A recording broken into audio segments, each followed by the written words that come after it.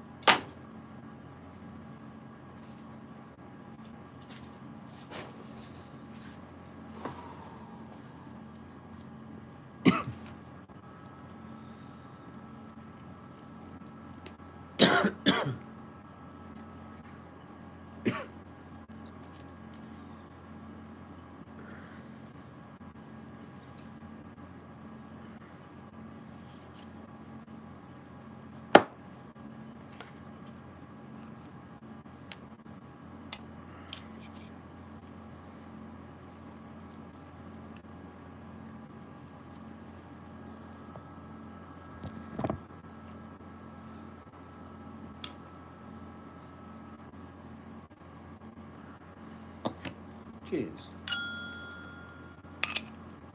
Oops, lost a bit.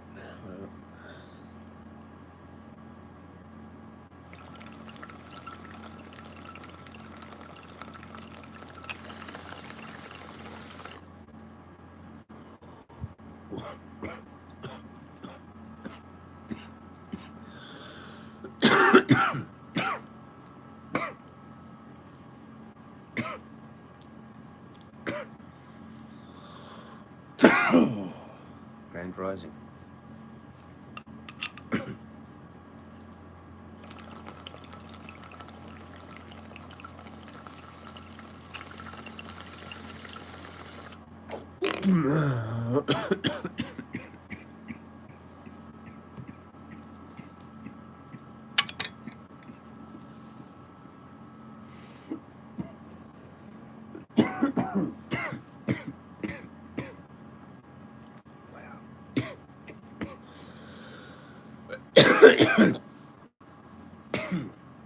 Thought a bit of knocks of water, right?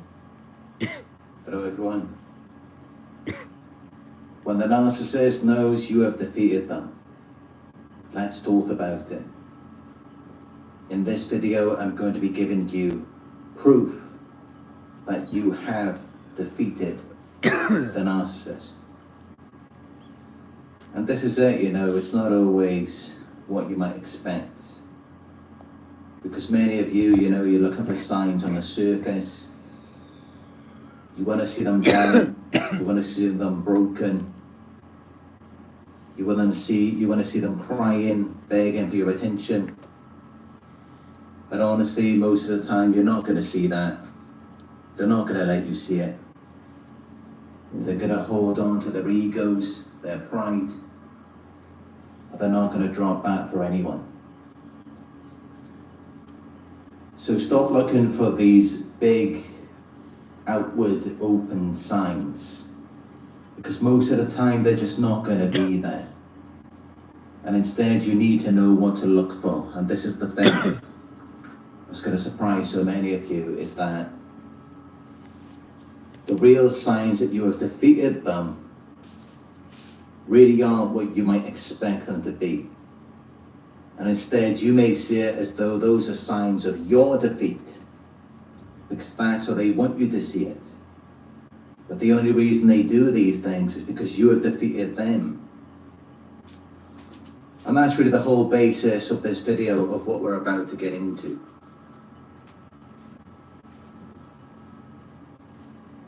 So notice, at the beginning, they had a completely different attitude when they got in with you. They were wearing a mask, they were manipulating you. They seemed very charming, charismatic, all over you, super confident, arrogant even, as though they knew exactly what they were doing, exactly where they were going, exactly how things were going to go and turn out for them. That's how they came at it initially. And even that, the way they were wearing a mask, they were manipulating you. They were defeated from the very beginning. Because why couldn't they just be themselves? Why strategize, orchestrate everything? That's how you already know that you have defeated them. They were defeated at the start, before you even got involved with them. Because they wore a mask, they manipulated you. And then what happened when you saw through this mask, this illusion? Then they changed that as well. Then they became something else. And then you started to see all of these other tactics. And what often happens when you defeat a narcissist is that they will go silent. This is one of the number one things that they often do. When you defeat them, corner them, when they fear the threat of abandonment, exposure, they're going to go silent. They're going to give you the silent treatment. They're going to ghost you. They're going to disappear. They're going to get themselves out of there. Because now they're vulnerable. They're liable to being harmed. And that's why they disappear.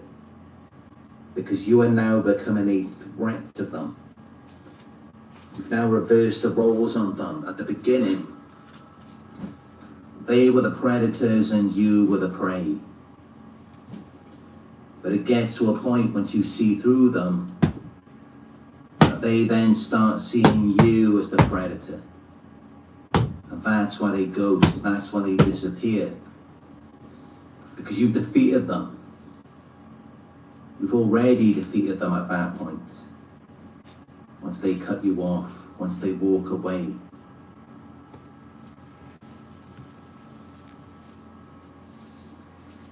And they just appear to abandon whatever it was that they supposedly believed in. That was meant to have mattered to them. They just throw all of that away, and then instead they mimic your confidence, your success. They align with you now.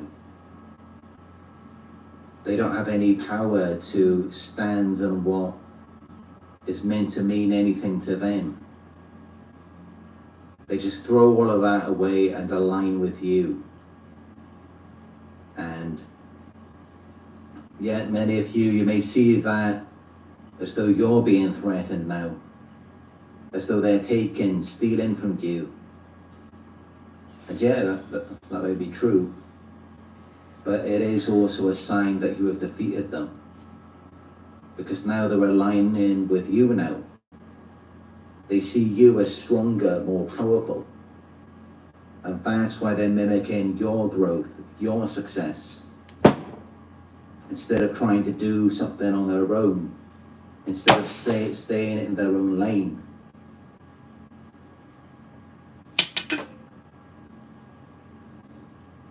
But some narcissists, another cowardly tactic they use is to love bomb you again. So they may return with fake apologies, fake kindness, and this is all bait. They're trying to pull you back in. And before that, they were likely devaluing you. They thought they were getting somewhere with that. Insulting you, putting you down, making you feel small. They thought that was going to get them the result they were looking for. But then notice how all of a sudden they pull back on that. And then they start acting nice to you again. Because they realize you're not going to have it. You're not going to keep doing and giving to them, being their supply, if they're going to come at you in that way. And that's why, again, they abandon that tactic, that strategy. Because that's what it is a lot of times, you know, when you see the anger, the devaluation. It's a strategy, a tactic. And when that doesn't work, they try something else. And this is how you know that it is a tactic. Because when it doesn't work, they do something else. If it was real, they wouldn't just switch up all of a sudden.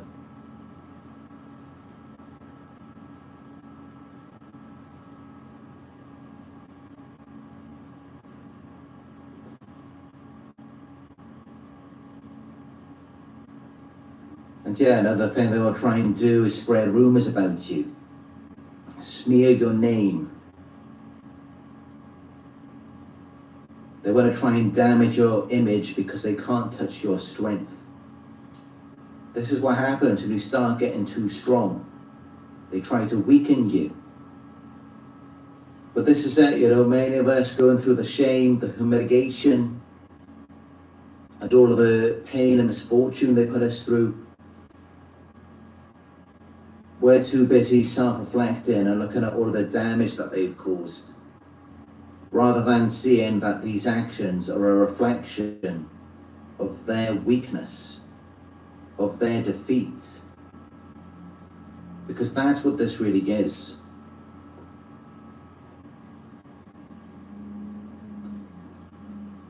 And yeah, you know, every tactic that they use, it is all just a reaction to their defeat. It's because they've been defeated by you.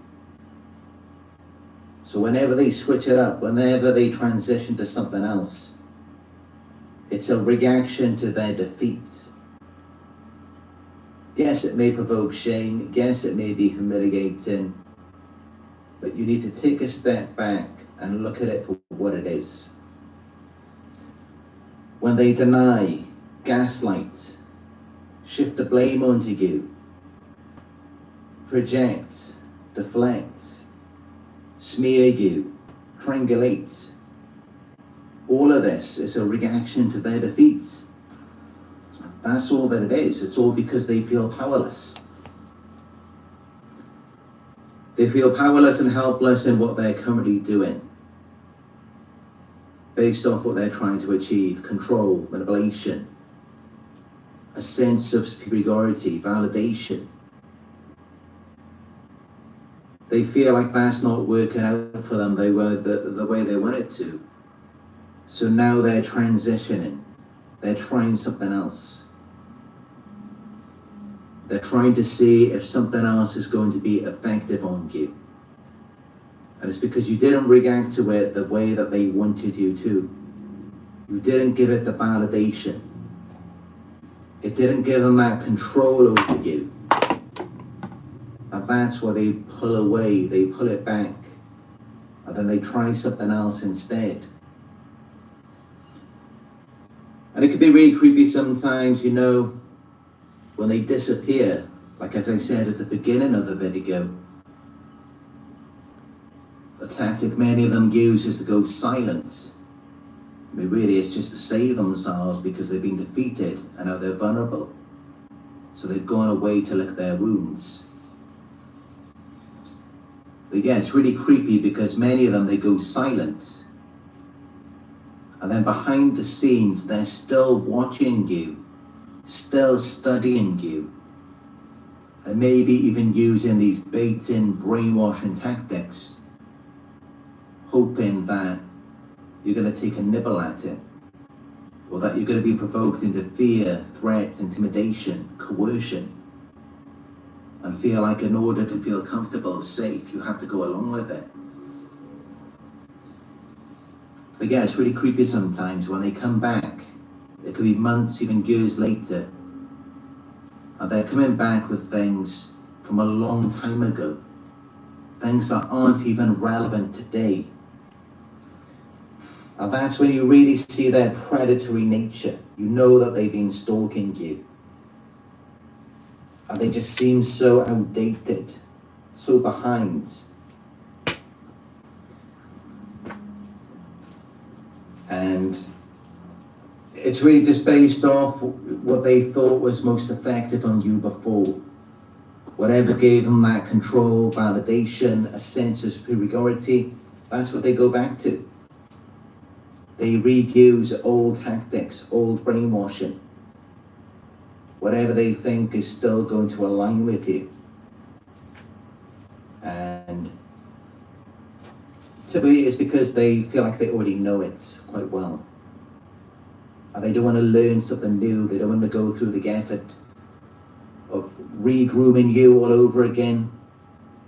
You've got to understand, many of these narcissists are very lazy. So they don't want to run you through the grooming, the conditioning, all over again. They would rather just reuse old tactics.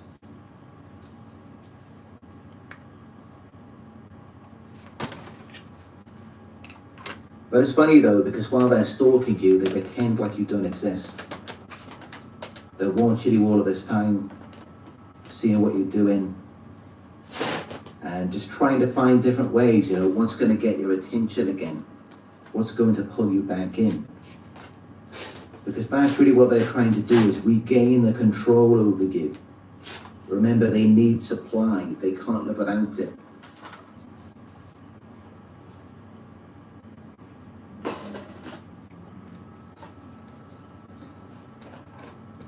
But sometimes you may not have any direct proof that they're stalking you, but you can see it because they're mimicking your growth. Whatever you've been attuned to while you've been away from them, whatever you've been doing, they're mimicking that. It's almost like they're becoming more and more like you. And not only that, but the new supply begins to look and act eerily similar to you. Have you noticed this? Let me know in the live chat below.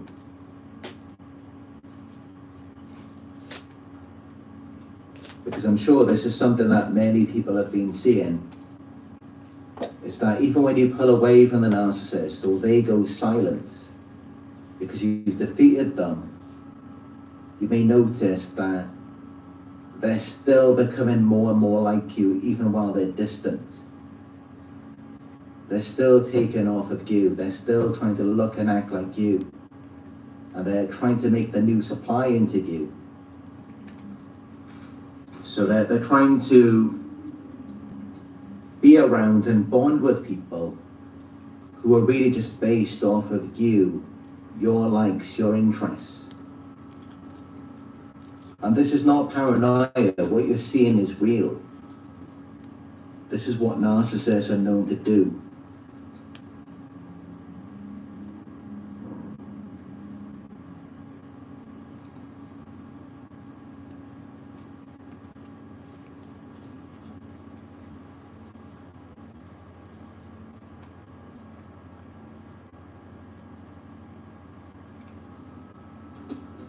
But yeah, they may be acting like you don't matter, like you're just not a concern to them anymore. But they're still talking about you. They're still bringing up your name in conversations. And like I said, sometimes they will smear you if they can't touch your strength. And they may be strategizing with their fly monkeys, trying to figure out how do they get back at you? How do they find some kind of weakness, vulnerability, something that matters to you personally, something that you care about? Because this is how they bait you back in, is by throwing something out there, seeing what gets to you, and then using it to provoke fear, intimidation in you, and getting you to see them as the authority there, so that you then fawn to them and seek validation from them. That's another way they pull you back in. So they have all these different strategies, which are all just responses to their defeat. That's all that it is. It's all because you were too strong. They couldn't control you anymore. And another thing they like to do is really just sabotaging you, trying to destroy your progress, your success, your efforts to move on, to keep you stuck. That's another way they try to regain power.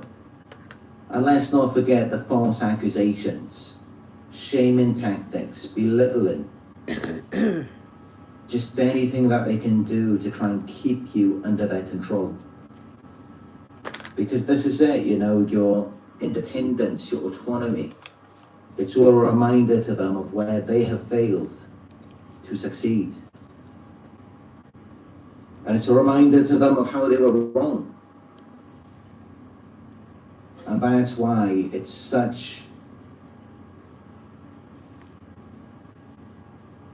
so uncomfortable for them to see you moving on outside of their control. And this is the case with all narcissists. They've got to have that control over you. They always want to corner you, trap you, box you in, keep you on the shelf for whenever they need you, whenever they need that validation again. And it's because they have an inability to generate the validation from within. They have to get it from you. And that's why, you know, they often use these baiting tactics. And they transition into different strategies, whatever they think is going to work. And always, you know, you'll find like you have that conversation with them and all of a sudden they switch the topic. They try to direct your attention to something else. Or they try to focus on something about you. And they won't even make it out like it's negative. But because they know in the past they've always spoken negatively about you when they're devaluing you. So it gets to a point where all they have to do is just bring your focus to something. As an example, it could be you bought a new outfit.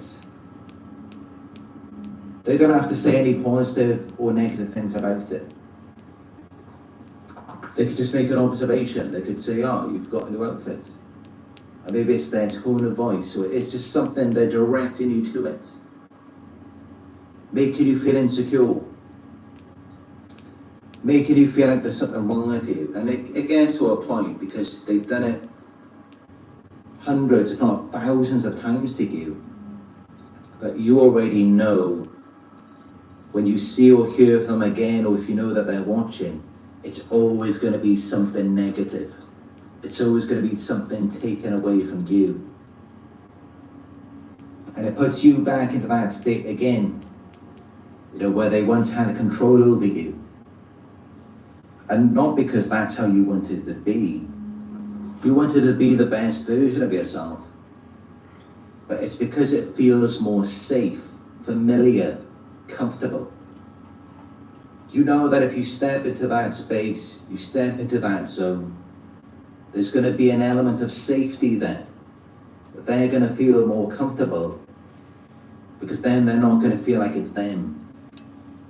So that's how it works. That's how your brain processes it. And this is the thing, you know, by getting involved with narcissists, it causes all of these problems for us. And it can be very difficult to pull away from them. And that's why, I mean, you've really got to take them off the pedestal of the authority figures, of how they present themselves to be. And you need new role models, new people who validate you.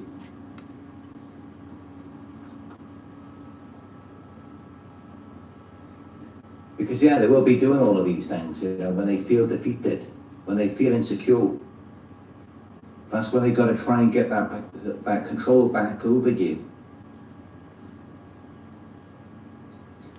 And it's all because they feel invalidated and they're chasing this sense of superiority, which they can only get from you because you invalidate them. Just your presence invalidates them. Makes them feel insignificant, irrelevant. 77 live viewers, give it a thumbs up. If this has been helpful to you so far. Don't know who's this shouting at the door now. I did explain before, you know, there's always a lot of gang stalkers out here.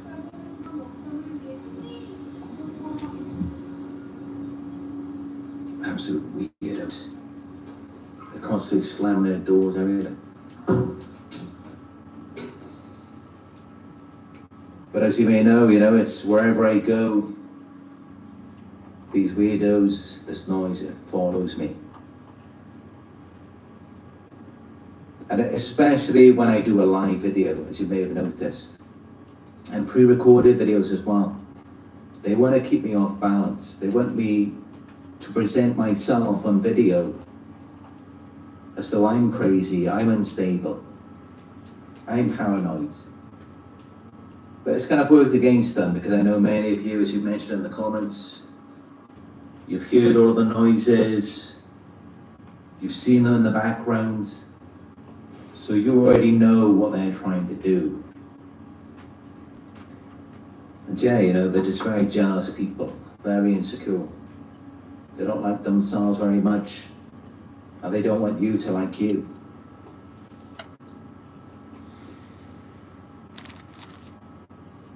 But they're also completely delusional. I mean, they point the finger at you and they focus on your reactions. It's like, are they really that dumb to not even see that your reactions are completely normal to what you're dealing with? Because you're around a narcissist who's constantly poking at you, destabilizing you. So naturally, of course, you might start to feel more unhinged, destabilized. And that is completely normal. And yeah, that's what narcissists are going to do, when you've defeated them. Many of them, they won't just move on, they won't just walk away. They're going to try and look for new ways to destabilize you if the old ways don't work. And this is how they're always thinking. It's always just, how do I control this person? How do I prevent them from escaping my grasp? And it's because they need that validation. These people are not secure. They're not self-validated. They don't really believe in it themselves. This narrative that they're feeding you and everyone else of you being the problem, and of them being so wonderful, they don't even believe that. Deep down they know it themselves that they are the abusers. And that's why they need your validation. That's why it's so important to them to have that control. 99 live viewers, give it a thumbs up if it's good for you so far.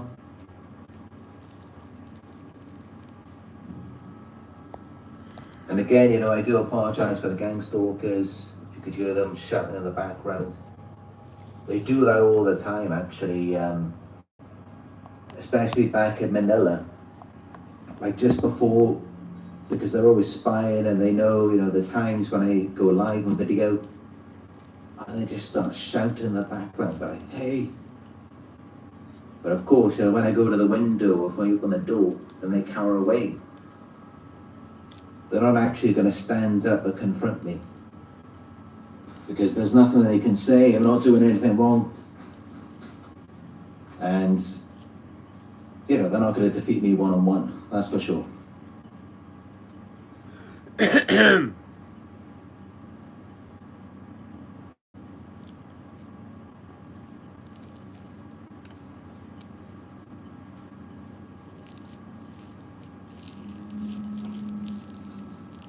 But yeah, a lot of this has to do with your self-image. It's your authenticity. That's what they don't like, because they are not authentic. They are fake people. They don't have an identity, a self of their own. So of course, that's like the first thing that they want to attacking you, because it's something they're envious of. It's something that they don't have.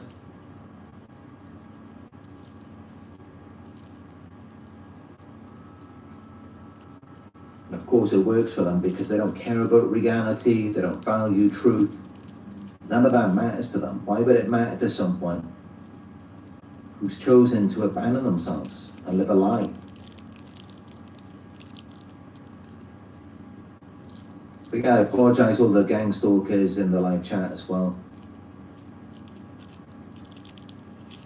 As you may notice, they always ask about my accent. They've been doing this for the last couple of years now. Because they have an identity crisis. They have no self, they have no identity, so they hook at me and question my accent. And then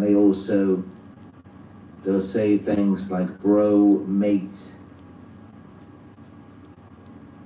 Because, you know, as an example, like in Australia, they say Gday, mate. And as you may notice, many gang stalkers, they compare my accent to Australian. So, you know, they use these tactics when you're immersed in something, distracted. They distract you.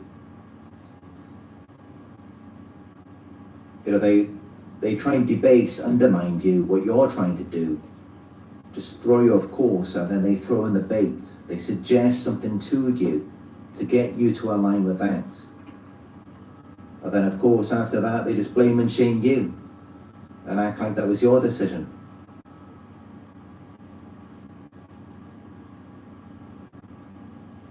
So that's why if you see anyone talking about accents or my ethnicity or anything like that, just ignore it. It's usually just gang stalkers, because they're just trying to undermine what they see, my appearance, my voice.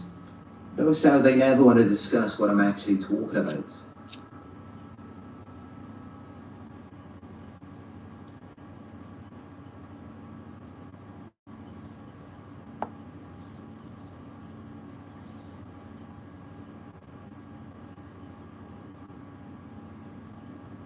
You get every video, these losers are always in you. So they can't understand, they can't accept it, that they are not wanted. They are not one of us, even though in the comments you may see, they always like to use the word we, as though they are a representative speaking on behalf of everyone. And I'm reading it thinking, what do you mean we? We are not aligned with you. We do not align with abusers.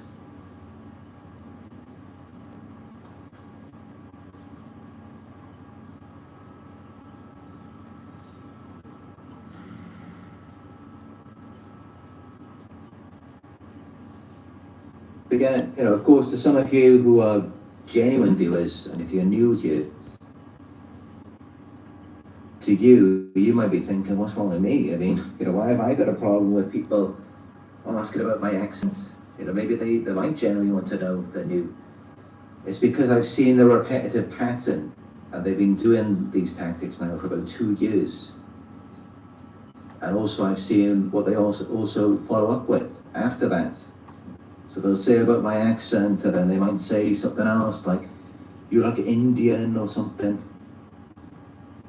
So I've seen and heard it all before. There's really nothing new that they can do at this point, because I've experienced it all thousands, millions of times.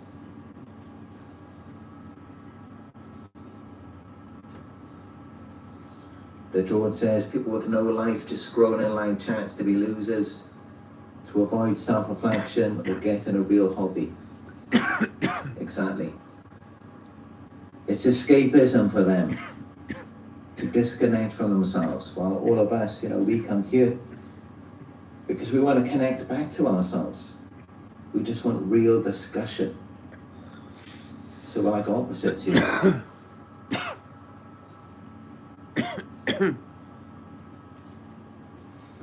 But yeah, let me know what you think about what I've said to you. I'm sure this may have surprised some of you, you know, how these are all signs of their defeat. When they start denying things, gaslighting, minimizing, invalidating you, mocking you, ridiculing you, blame shifting, projecting, triangulating, smearing. These are all signs of their defeat. Because think about it, they weren't doing that before. They were doing something else before. They were wearing a mask, but they were charming, love bombing you, being nice to you. So why did they switch that up? It's because it wasn't working anymore. It wasn't giving them the validation they were looking for. They couldn't be satisfied. And so that's why they changed, that's why they use these other tactics. And these are all signs of their defeat. You're defeated in many different variations, many different levels of what they're trying to do.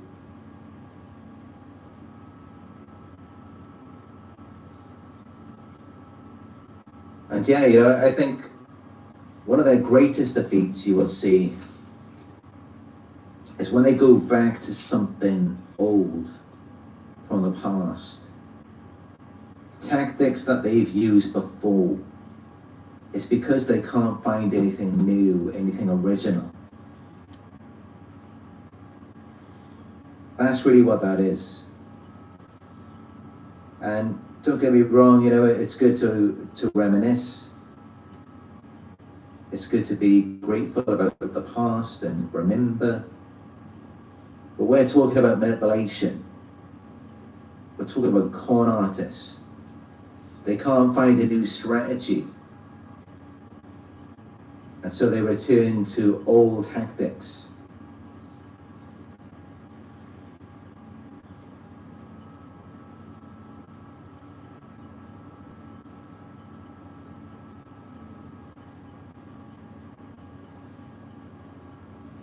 Oh, that's a good one.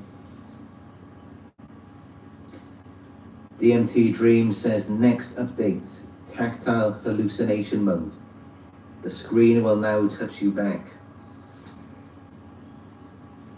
Honestly, I think if they had the ability to do that, they probably would. They'd probably have like a hand coming out of the screen and touching me. And then all of you would see me reacting to it and you'd be wondering, what's going on with me?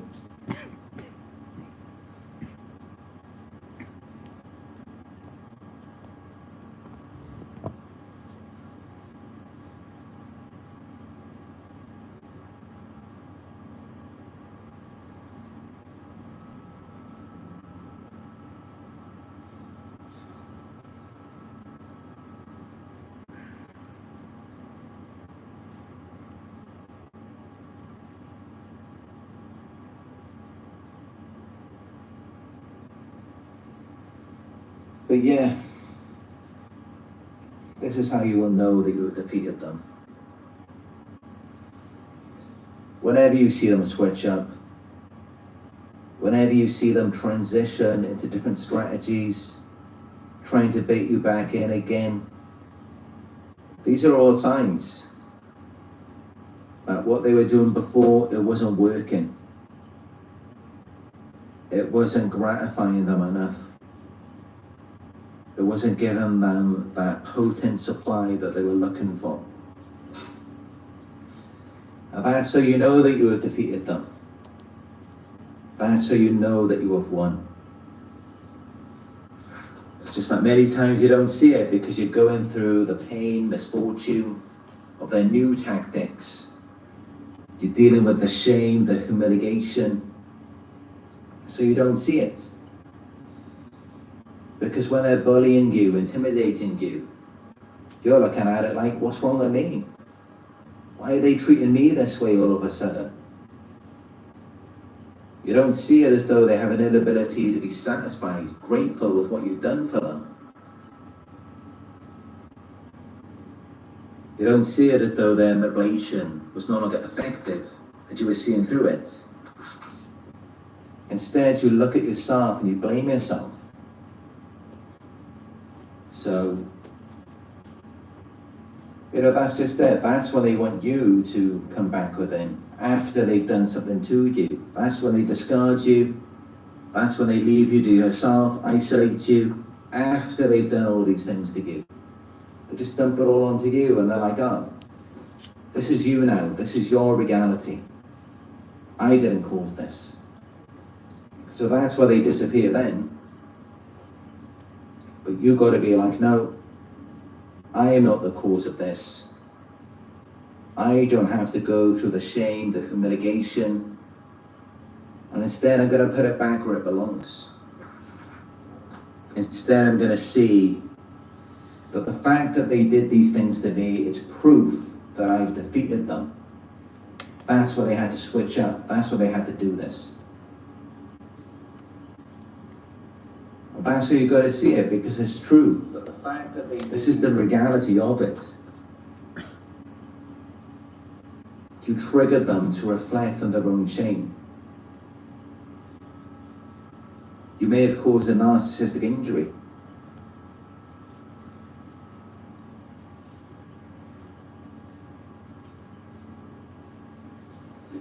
But yeah, I am now working on my next gang stalking video. I know there's been many already, but there are many more to come. And the next one will be up, hopefully tomorrow. And this one is about why gang stalkers use a man and a woman to provoke jealousy and control you. And it's something that I've never seen being talked about on Google or on YouTube. But I believe it is something that many targets may be going through. So, yeah, I'm looking forward to putting this one out there and seeing your reactions to it. And seeing how many people are going through this. Because I did some videos recently, of how gang stalkers slam doors, they honk their horns, they cough, and those videos got thousands of views. So clearly this is happening to a lot of people. And yet, these tactics have been talked about online many times already. What hasn't been discussed, at least from my research, is of how gang stalkers use a man and a woman to make you jealous and to control you. I haven't seen anyone talk about this before. And so I'm really looking forward to sharing this video. And it's just great to see this channel coming back. It's performing better than ever before, at least for the last couple of years. And a big part of that is due to the new gang stalker videos. And I am honoured to be able to help those of you who are going through this. And this is only the beginning, this is just the early days of putting out this content. And soon I can go into sequels, I can go into deeper videos. And of course there's so many other different tactics to talk about as well. So yeah, it's very exciting times on the channel. It really is. And yeah, I'm just excited to see where it goes. Because already this year, it's been incredible. And I know that I've helped so many of you.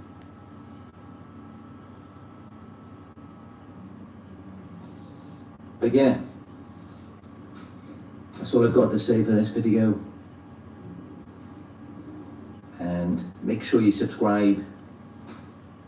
Hit the notification bell so that you are notified when I do upload the next gang stalker video tomorrow. And of course, many more coming soon.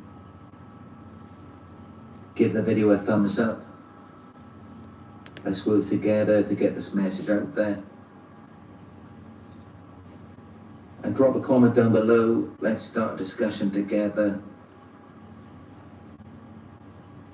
Let me know any signs of defeat that you have seen in the narcissist.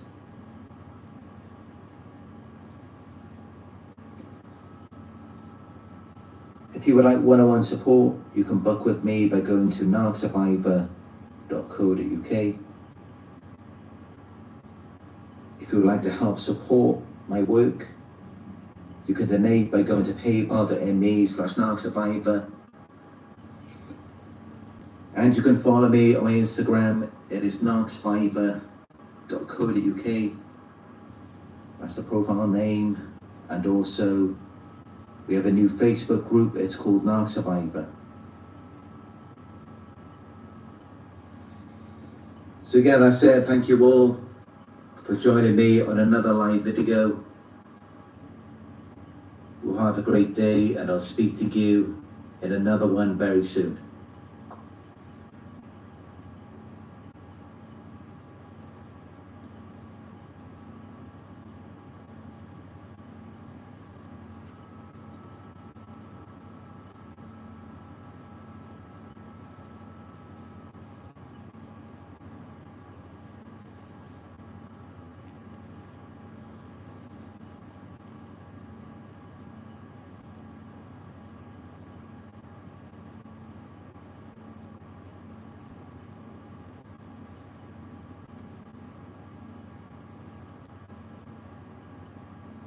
Wow, look at the Soviet Union. And in America, we looked at the Soviet Union, and Americans said, "Oh man, thank God we're not like the Soviet Union." But the political groups were saying, "Oh my God, we really got to catch up with the Soviet Union. They're so good at this. They have everything." I just went to a Stasi museum in Leipzig, which is super cool because this is the building where there was they call it the peaceful revolution. And it's interesting, like even as I was going there, basically a bunch of people showed up as they were burning documents in 1990 or something, and they stopped them. They took over the building and they stopped them from burning the documents. And they have, I think, 100,000 kilometers measured out of straight line of documents on every single person in the DDR, in the East German Democratic Deutsche Republic, the GDR, right? But while I was in there was a woman going in literally on an appointment to look into her family and see what records they had still on her family. So they have all the records still, and you can still find out what they were saying about you. And you can figure out who was a spy in your community, because probably like 4 out of 10 people in your community were forced to spy on each other. And so I've noticed that Facebook hits weirdly here. A lot of people don't like the idea of that you can tag your friends and you can write about what you guys did together, and that that to them they're like, that's horrible. That's literally what we fought against, and now it's this gamified system that comes out right after September 11th. We had the Patriot Act, and then very quickly after that, we're worried about whether or not they're going to spy on us, and all that dies with Facebook. As soon as Facebook shows up, everyone's like, "Hey, did you know you can tag your friends, and you can actually like figure out where your friends are on the map?" That's your the LifeLog GPS conversation, right? Wasn't it called LifeLog? Was the FBI thing that they were trying to do before? And so the day and year that Facebook started was the day and year that LifeLog dropped. So that they got rid of it. That they were on their way building this thing, their database, and they're like, "Oh, they're just doing it for us. Okay, good." So obvious, Unless that was literally the next part of the program. This guy's got his own little page about it. I was going to see if there was It didn't really drop. It got redirected into Facebook. So I mean, if you want to go through step by step exactly the specifics of how that literally happened, we don't. It's pretty well documented. Like how not just Homeland Security, but that information awareness program thing that they had after 9/11, how everything went towards Facebook. So yeah, it's pretty crazy. I went to that same Stasi museum. This is pre 9/11, and when I was exiting the museum, they had all these billboards for the Big Brother TV show that was like wildly popular at the time. So you come out of the Stasi museum, and it's just like Big Brother all over the place. Are you saying Big Brother for Germany, or what are you saying? Big Brother. Big Brother TV show. I guess they had Right. But I mean, they did it in different places all over the world, right? So I know this was close by. In 1999, when I was in Sweden, the building where they were filming Big Brother for Sweden was like close by to where Do my you know about this show? You can explain this is a reality show. So just to be clear, the original Big Brother, the very first Big Brother, at least what existed in Sweden, was everything. You watch people on the crapper, people having sex, and it was kind of like this kind of rule of it's documentarian style. You just let it be, and people were living with the cameras, so they have to live their lives. But it was more like Truman Show, like they just showed everything. The real world, as it existed on MTV, Captain Obvious here, but it's an entirely different animal. I had a friend who worked at I love you between the legs. Pizza My Heart. It's a pizza place in downtown Santa Cruz on Pacific Avenue. And he was this guy, Andre, who I think Andreas, you knew Andre. Kind of one of the funniest people I've ever known. He should have been on television, right? He's just, he's next level. And he would always be a riot when he would be at work, right? So it's like the real world is coming to his pizza place. This is so many years ago, right? And I was like, oh shit, Andre's gonna get some recognition finally because he's so goddamn funny. Finally. And then I show up there the day that they're filming, and he's sitting outside on the curb, and I'm like, "What are you doing, dude? Like, why aren't you in there?" He's like, "Dude, they had me hand my apron to an actor to basically portray me," and he was just like, and like in the moment, he was just like, "Real world, my ass, dude." It's scripted. They got a script. Like, that's when MTV proved to him that everything was a lie. If you can't even trust MTV to give you an accurate portrayal of reality, then what are we even doing here? Well, they took a show that had, it's kind of like it's just saying with Greta, like you have something that has a certain intention behind it, and you exploit the hell out of it and do whatever you want with it and become something else entirely. Dude, this is kind of tripping me out, me being like what Thomas described as a birthing thing, because last night I watched the Sydney Sweeney movie called Eden. Stellar acting performance on her part. Like, I thought initially, excuse my ignorance, but I thought she was kind of just a model mainly. I didn't realize like she had like this, big acting career. I didn't recognize her from films. So I watched this movie. It came out relatively recently, and yeah, there's like a hardcore birthing scene where she's got like dogs attacking her like while she's giving birth on her own, and it's so horrific. But yeah, really good movie, really heavy. I was thinking like if the new Spielberg is Ron Howard in the sense that I got something to say about that.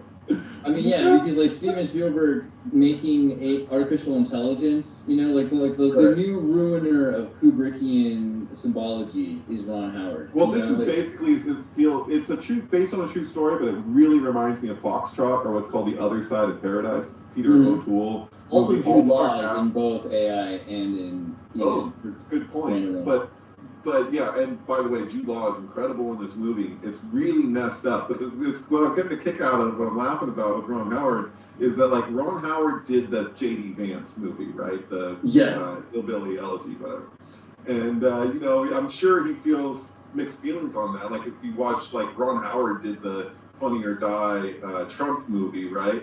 But like it's funny because like now he's got another instance where he's boosted somebody who's it's not just the American Eagle or whatever, like she's registered on the right, like I don't know at which point she probably flipped. Apparently 2004 she registered for the Republican GOP.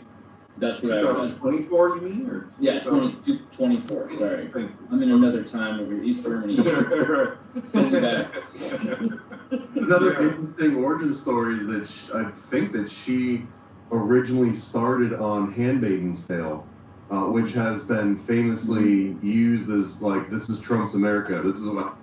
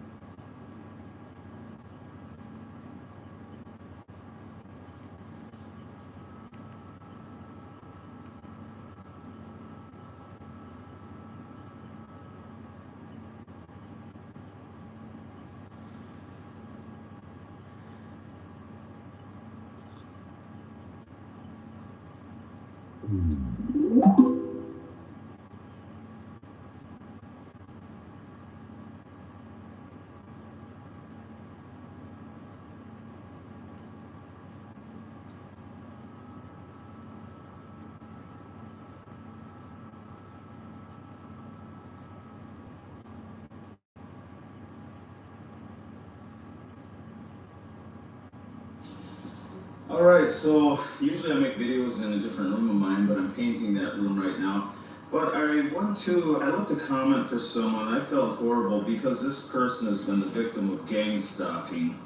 And I want to give you a very descriptive definition and what the origin of it is and such, because it's hard to get information on that, and there's a reason that it is hard to get information on that. It's because it is run by sheriff's departments and actually funded by government agencies also to do this 24/7 surveillance.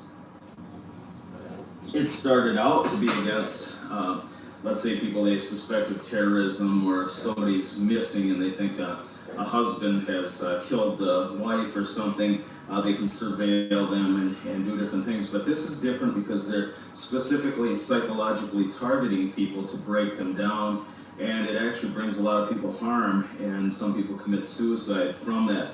So I'm going to go through, but this man that had a video on it, he was really concerned, and I felt horrible for him, and his mind's going all directions and things. So what I did is I left a comment for him, but I felt horrible for him, so I'd be able to give him the proper information to help him get through this. Because for some people it's really hard. I was lucky I was tipped off by some people that actually do it, well, by one person. So I'm going to read what I had left for him in the comment section. Gang stalking is coordinated by the sheriff's department. A confidential informant told me he was an informant, and I never knew that, and this was a friend of mine. He felt bad because he told me that I was placed on the list. He told me because they put me on the list to be a targeted individual, 24/7 surveillance, after I turned in a dirty cop. The confidential informant, my friend, told me their ultimate goal is to trigger you to get you to commit suicide after they stalk you and isolate you. They will break in your house and even do things to double your bills, etc., to also target, so they can also target your finances. They are doing things to systematically make you waste money fixing, replacing, and spending on things you shouldn't have to because they sabotage things. My friend had said at their Masonic Lodge, many of the Masons there were on the list to stalk and harass people also, but the most people that they use are confidential informants that do surveillance and other things for the police department, and you like controlled buys and different things like that. But there's a difference between surveillance and harassment. This they want you to know, and they want to harass you and psychologically come against you. When they could get someone to finally commit suicide, he said that they would throw parties and celebrate that like it was a big joke. It wasn't as bad for me because I knew what was going on, since my friend had thankfully tipped me off to what was occurring, and the sheriff's department, the different individuals that were doing this. Within 1 month of him telling me that I was on the list and that they were coming at me, they found him dead from a diabetic thing. He was 36 years old and his name was Josh. It's a pretty odd coincidence. Your vehicle is the biggest thing they'll mess with. They will do things to have your check engine lights come on, scratch the vehicles constantly, break things that you just had repaired, put like small little cuts in the upholstery or on the dash, and little things, cut with a razor like on your radio into the plastic and things like that. One thing they loved doing to my vehicle was cutting the steering wheel with knives. I'd go into a store and come out and go to turn my wheel, and then you'd have cut up areas on the wheel so they could let me know that they'd broken my car just to mess with me. And I did file police reports on this. This isn't something weird. It's actually documented and stuff. And I did that even knowing law enforcement and their informants and different people involved in this program were doing it, but just to get it documented. But I knew it wouldn't go anywhere. And it was funny too, even when I'd call in to document this. And they also killed my children's pet rabbits out of lock cages and many other things, broke into my house, did lots of things. But I would call to file a report just to get it documented. And, it would take like 6 hours for anyone to show up. And it's not that they were busy, it's because I was hated, I'm on the list. So it'd take just a super long time, then they'd show up with somebody that's like equivalent to like a parking ticket cop, and, it wouldn't go anywhere. I think that at one point, I can't remember if the animal was killed or what, but, I wanted to show that there was a little bit of an escalation there. I think that's when they killed the animals and stuff. I filed police reports, but I knew law enforcement were some ones doing stuff, it wouldn't go anywhere, blah, blah, blah. Even when I filed the reports, they weren't even busy. I just talked about that. They've slashed at least, I would say at least 6 or 7 tires, motorcycle tires, do different things. If I parked my car like in the parking ramp and go downtown and stuff and leave it there, if I had some drinks or something, I would come back, and not only would my battery be dead, they would actually kill the battery, drain the battery, but then they would unhook the battery cables from the battery to make it obvious that it wasn't just an accident, you didn't just leave the lights on. No, we actually drained the battery and unhooked the cables from the battery. It was pretty pathetic. Let's see, they'd break in my house and let some of the pets out of the cages. So I'd come home, and here's these, closed up cages, and I've got animals running around the floor. They thought that was pretty funny. I did put some surveillance cameras out that just break the cameras. Or I'd come in the house, and I had my daughter, I was out of state for a time, and some things had happened, and I had to go back and look at the cameras, and of course they deleted entire months of footage, and that's when the camera magically went out too. One of the cameras, it was 8. A girl in the bar tipped me off on more than one occasion, and more than one different girl, that they'd approach them in the bathroom, and those people would tell them that they should stay away from me because I'm violent, and one person even told them that I was a child molester and I was a felon. I'm not a felon, I'm not anything, But they would tell them these lies to slander your name, to get people to hate you, so that way they're easier manipulated too if they want to use them against you. They think they're actually doing a good thing for their community.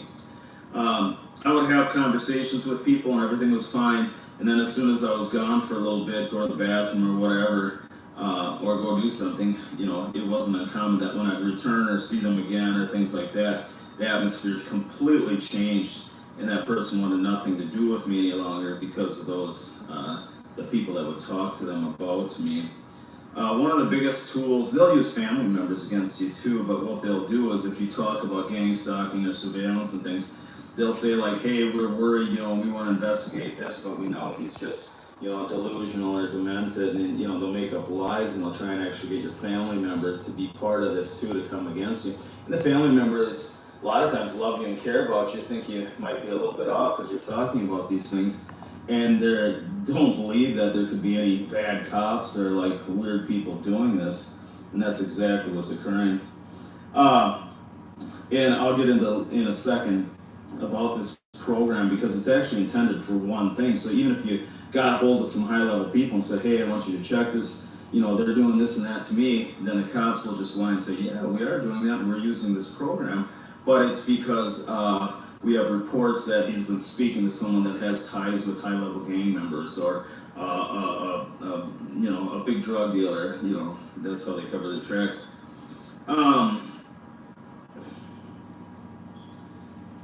One of the biggest tools they use, like my friend, and how they used him, is he was a confidential informant for the sheriff's department, and that way those guys were already in place. They already knew surveillance. They already knew how to do controlled buys. They already knew how the other people were monitoring them while they were trying to extract information and buy drugs and do these different things. So it's very easy for them because they already have the surveillance to surveil people for drug dealing and things like this. The only difference is that is very secretive and quiet, and you won't know they're surveilling you, whereas this is complete harassment and demonic, and they want you to know that they're harassing you to psychologically get you to break down and harm yourself and commit suicide. He said, when he told me that, he told me, he said, I'm worried about you and this and that, and these guys have actually, killed people and had people these people have killed themselves because it had gotten so bad that they took their own lives, and then these people would laugh and high five, and they'd actually have a party, and there was actually funding for these things when they get together for doing such a good job and stuff. I mean, it's real sick. Let's see. Let me get to that in a second. The Sheriff's Department is coordinating most every part of it. It was supposed to be used to track psychotic people or pedophiles or actual stalkers, violent people, violent gang members, terrorists, suspected terrorist members, people that come over here. Let's say if someone came over from Iran, obviously they're going to surveil them, if they have ties to terrorist organizations and things, and that's how they surveil them. They don't harass them in that sense, though, but they do the same type of surveillance, but it's just not the harassing psychological part to get those people to try and harm those people. It's to watch them. My friend said the Sheriff's Department would even use gas and high-level targets to enter homes while the people were in the homes sleeping. And that was the same type of things they do in like hostage situations. Or I remember there was a case where there was one guy that grabbed a kid and barricaded himself like under the ground in this little thing. And when he went to sleep, they gassed and entered it, and then they actually killed him. I'm sure they said he reached for his gun, but those are the type of tactics they can use, is they can employ gas and things to not only disorient, but actually put you to sleep and then enter while you're actually asleep. And that would be an easy way if they had a hard time towards a person's electronics or encrypted computer systems or things where they need physical access. That's where they'd use some of those types of law enforcement tactics. And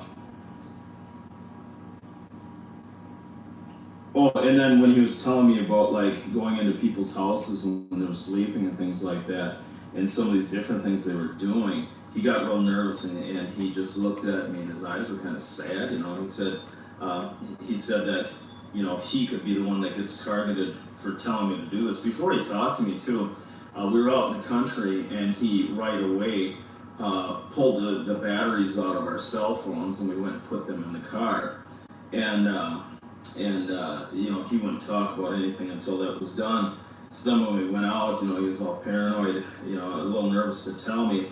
And then he told me, but he looked really sad when he told me that he could himself be targeted or hurt for talking about that when he was talking about entering the houses when people were sleeping and things like that. He said the surveillance with the targeted individual consisted of law enforcement using the law enforcement tools to track their cell phones and GPS track the vehicles. They'd use stingrays for the cell phones to intercept all the texts and different things, and they'd set up a lot of times close to the individual, or they would know different people and they'd talk them into and give them payments and things to set up right in that area. But the stingray could intercept everything, GPS track the cars, phones, all that stuff. And then also he said too, like even people's antivirus and stuff, that was a great way for them to track different people through different computers they were using and everything, to keep on top of every single bit that was going in and out, to know who they're talking to and this and that. So if somebody met somebody online and they're having a great conversation, they're going to meet up, and all of a sudden that person never gets talked to again. A lot of times they intervene on the behalf and talk to the person. And this is a legal process. That's the problem. But the process that they're doing, they're not doing legal parts of it. They're not supposed to. They can surveil you and harass you, but they're not supposed to actually break things of yours or kill kill pet animals like mine, or cut up my steering wheel, the things I have documented with the police department. Let's see. So basically everything, there's a mirrored way of the different surveillance tools and the ways that they copy your phone and stuff. It's actually mirrored. So everything you see, they can see. Every text you send, they get, blah, blah, blah. The main goal was to isolate the person and introduce other fake people into their lives that are snitches, to help take control of their lives and manipulate those people, and to destroy their finances and bring them into a super depression after they'd isolate them in certain ways and use different tactics. They would hope that they would then commit suicide. If someone turns in a cop for police brutality, or somebody sleep with a cop's wife, etc., then they can be targeted by this program illegally. But see, they'll say it's legal because, like I said, they'll make up an excuse. Oh, that person's been very violent, you know, we're worried about him, he's had psychotic episodes, blah, blah, blah, so they will put him in that category. Or they'll come up with a lie like, you know, we believe we're going to investigate because we think he knows this high-level drug dealer, things like that. They'll get false witnesses to lie about that individual so they can put them on the list to be harassed. It's a funded program, and it's very sick individuals. Some of the civilian stalkers are actually thinking they're doing a great service for their public community because they're, you know, they brainwash themselves or retards. So if a cop comes up, hey, I'm Officer this, and I want to talk to you, we think we have a possible child molester here or a rapist, so could we use your house to place a camera? We'll give you some money and no things, idea but what the fuck's gonna happen. just, you know, this would be the best way to surveil people. Oh yes, here you go, you know. That's how stupid people are. Some of the civilian stalkers are actually thinking they're doing a service for the public community. Once they know all of your schedule, they approach people in the areas you most likely go, and those people will think they're helping out the sheriff's department by relating information about you back to them and going along with the program. So basically, like I go to the gym, so they'll talk to people in the gym, and they'll say like, oh, you know, we think this guy has drugged a girl and tries to have sex with underage people and you know, or whatever they want to say, he's psychotic, blah, blah, blah. So then these people that are making like minimum wage and stuff, they're more than happy to get a few bucks off the sheriff's department by going along with these lies. So then when you go into the gym, they make sure that there's at least one or two different people to constantly monitor you. You know, going to the gym while you're at the gym, when you leave the gym, and things like that to also work with the isolation. Oh, the funds, he told me that the funds, they provide cash and even gift cards, or they cut a check. You know, in his case, he was a drug addict, and a lot of times he's, you know, they'd give him actually, like his buddies would give him drugs, you know, because they have full access to the whole sheriff's department things. It's pretty sick. You know, that would be because they're best friends, and, you know, this isn't legal and it's not on the books, you know. But, you know, these things would be on the side, you know. And he also was able to sell drugs and never worry about getting caught. They mark these people's license plates too, so cops, if they go up behind them and run a plate, they know they're active in investigations and, you know, doing something for the sheriff's department, so they will not touch them. So they can get away with a lot unless they, like, literally, you know, run into a person drunk or something. But other than that, they can get away with a lot of things.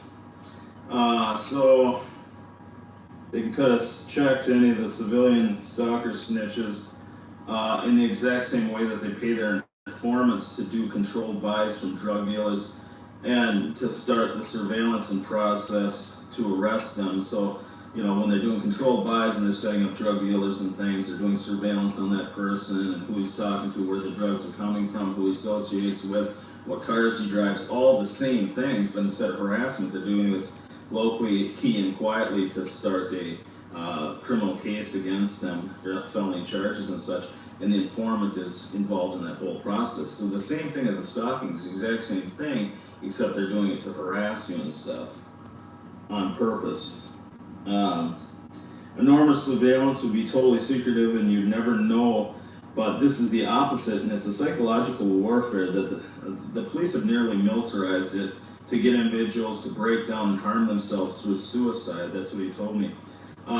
They like to honk their horns or set up car alarms anywhere you go to make you think, to make you know they're there, and flash their headlights at you a lot and things like that, just to let you know, to try and pick at you and things. I've actually had more than one city cop, sheriff, and state trooper stick their arm out the window, look me right in the eye while they're driving by and go like this, you know, just with a hatred on their face, flip me off. And this happened many times.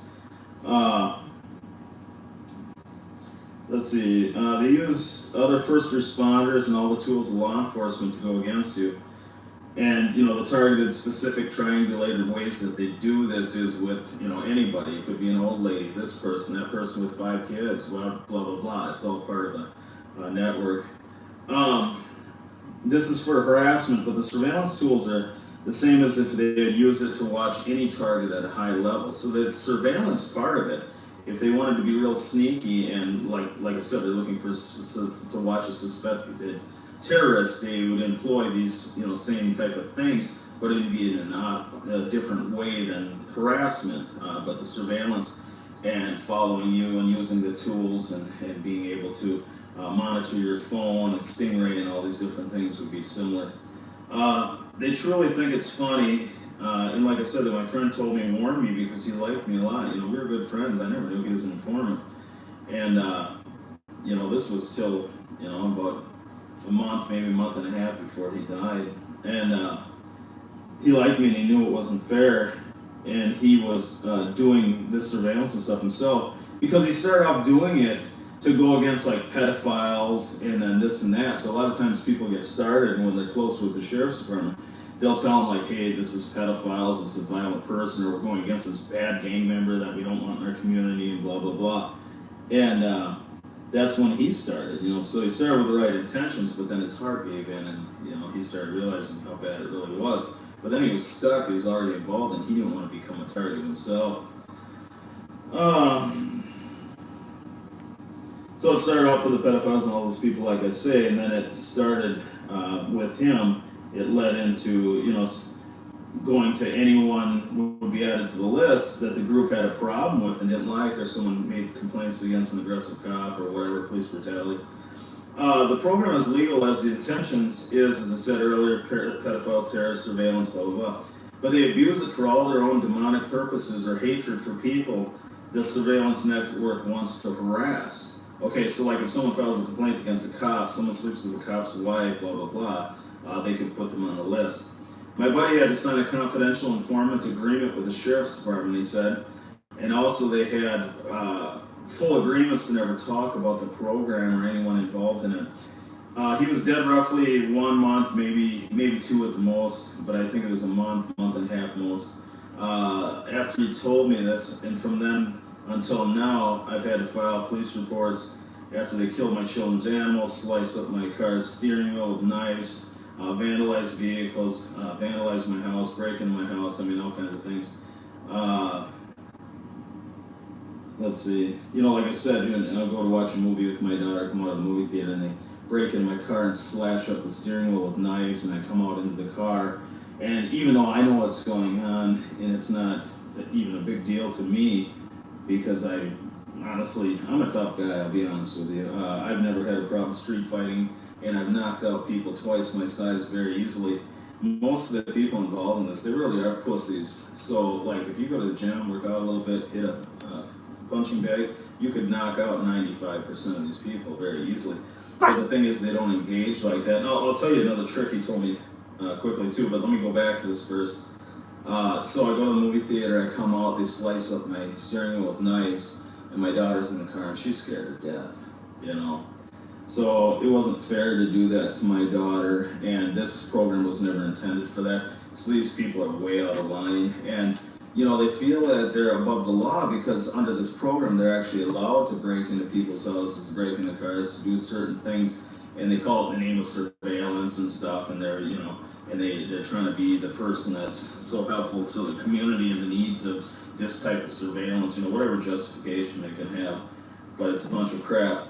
But anyways, like I said, I can stand toe-to-toe with it, but the thing is that if I can stand toe-to-toe easily with any of these people, but the thing is, if I scrap with one of them, they're actually taught, he told me they're taught to, if somebody gets violent with them, they're taught to fall down and make sure they rub their arms on the ground, or their face or something to get scratches, and then call the police, act like this person's being psychotic, and then show the cuts and wounds to give higher charges so they can throw them down in the jail. Then they have to bail out, and the family thinks they're crazy, and then they can go work on the family. Like how do you do that? You knock the fuck out. Go to the family and say, hey, we're really worried about him. He's violent. He hurt this person. He's saying he didn't do it. He's talking about people surveilling him and stuff, and that's how they come up with the lies and get some of the family to work against their own family members by doing this.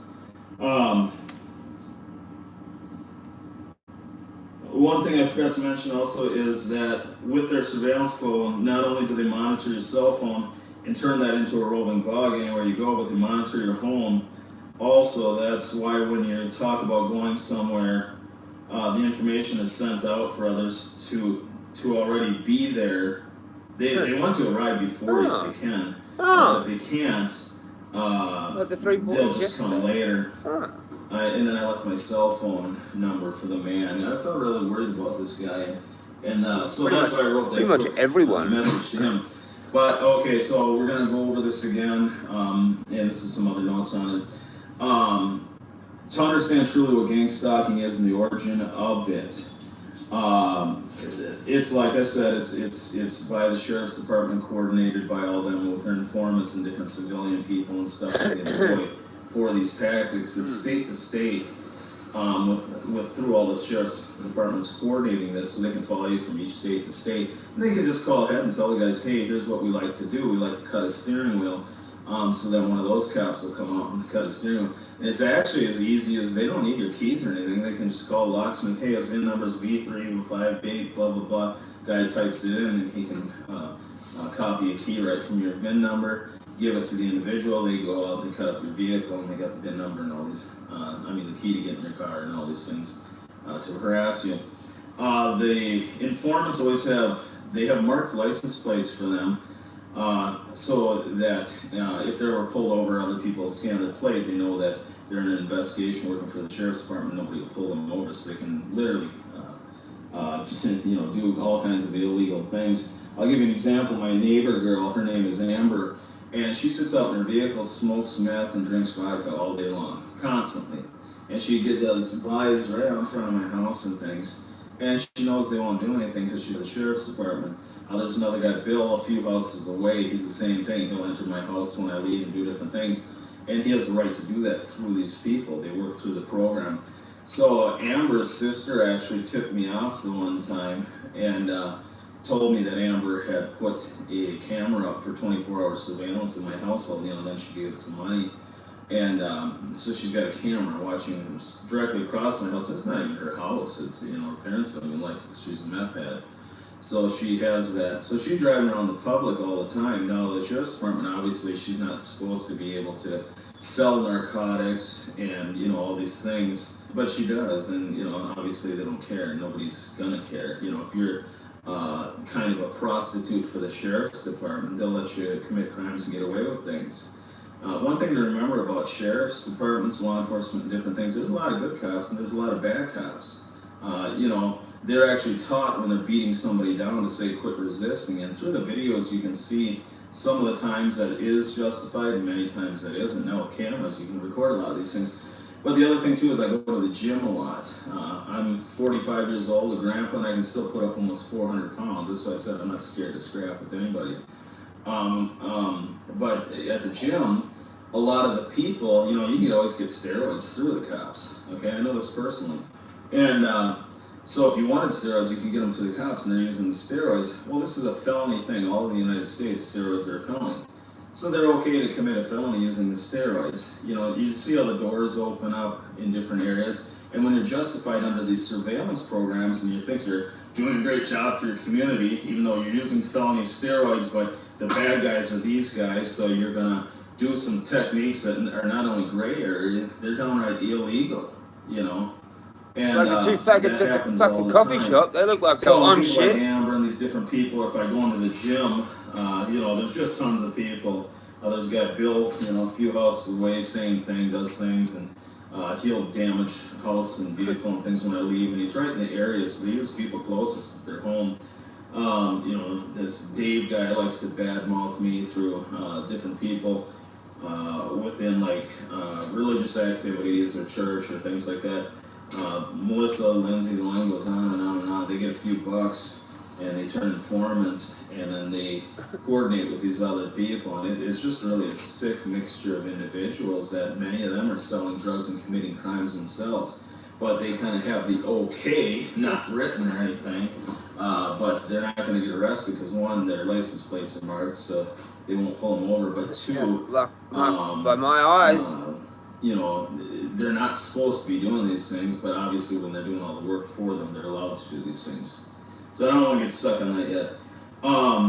So Amber across the street put her sister told me, put a video camera to watch my house 24/7. So she is valuable to them because she can be around me all the time because I actually live here. They lie to civilians and offer money to other people's homes, and this works with different ways. Like if they suspect drug dealing and stuff too, they can go talk to a homeowner and say, "Hey, can we set up a camera? Blah blah blah," or can we, use your house for a time because we're doing this operation and such. And that's real common.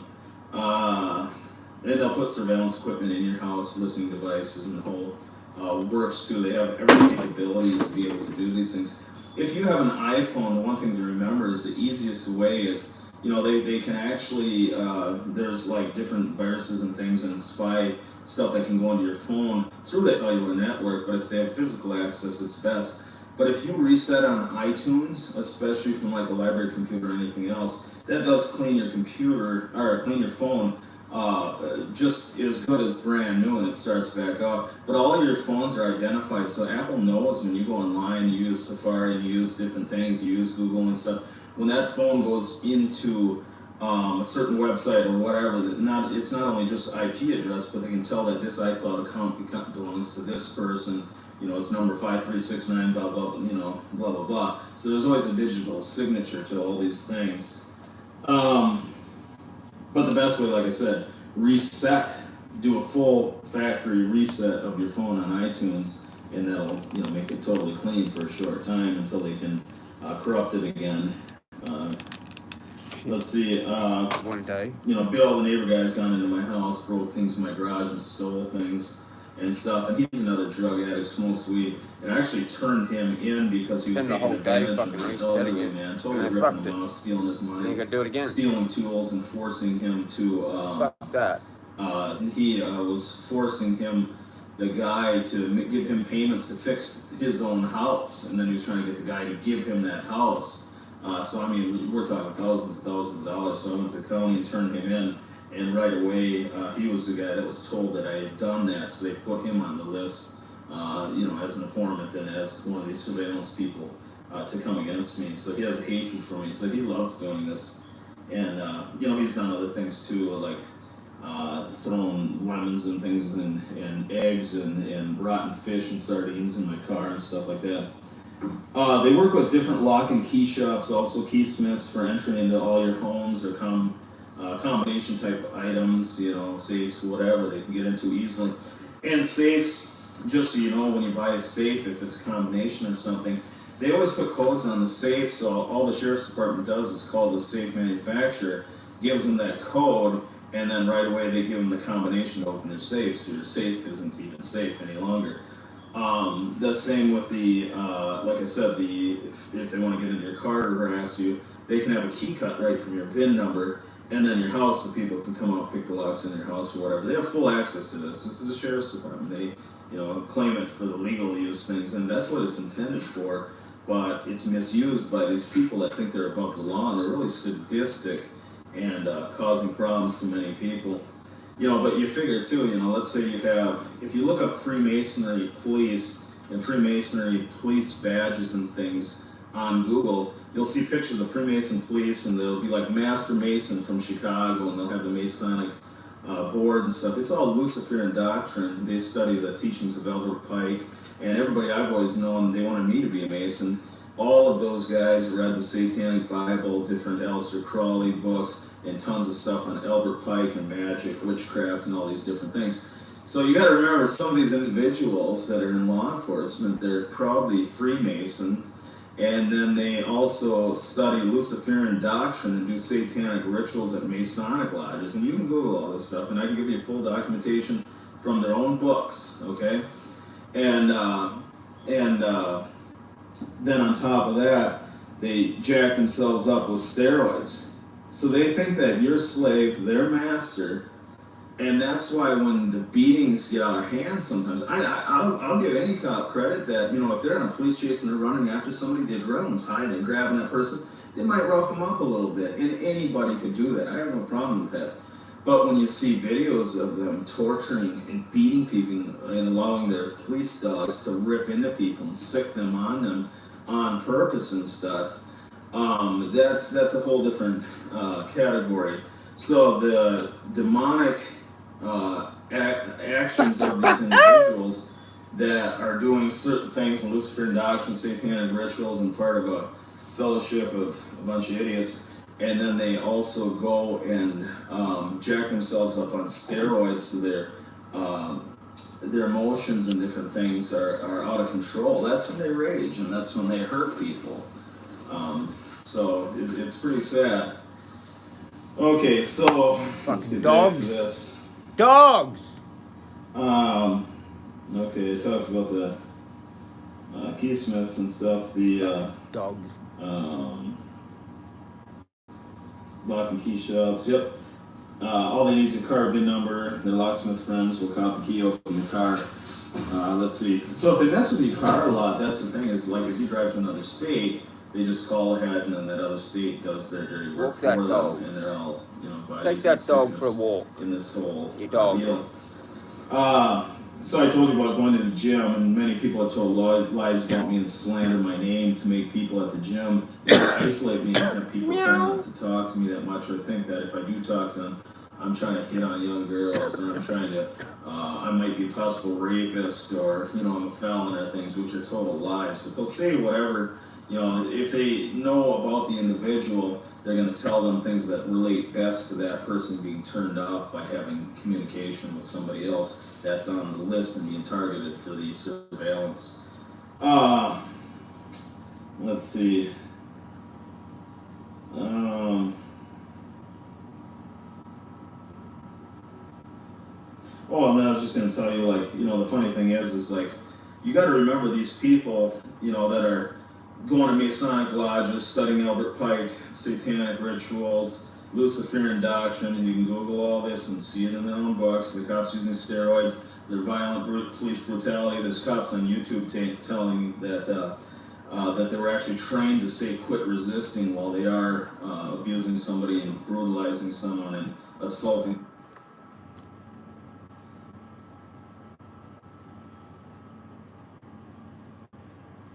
The Book of Psalms, Psalm 59. To the chief musician Altesketh, victim of David, when Saul sent, and they watched the house to kill him. Deliver me from mine enemies, O my God. Defend me from them that rise up against me. Deliver me from the workers of iniquity, and save me from bloody men. For lo, they lie in wait for my soul. The mighty are gathered against me, not for my transgression, nor for my sin, O Lord. They run and prepare themselves without my fault. Awake to help me, and behold. Thou therefore, O Lord God of hosts, the God of Israel, awake to visit all the heathen.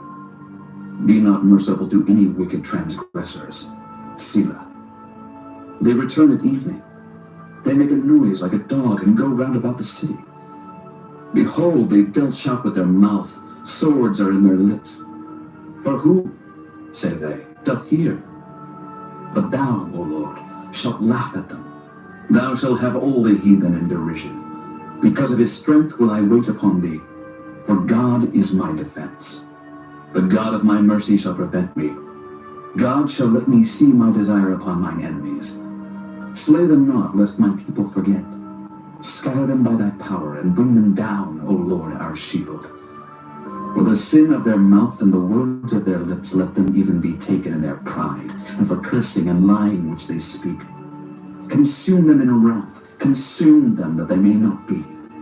And let them know that God ruleth in Jacob unto the ends of the earth. Selah. And at evening let them return, and let them make a noise like a dog, and go round about the city. Let them wander up and down for meat, and grudge if they be not satisfied. But I will sing of thy power. Yea, I will sing aloud of thy mercy in the morning, for thou hast been my defense and refuge in the day of my trouble. Unto thee, O my strength, will I sing.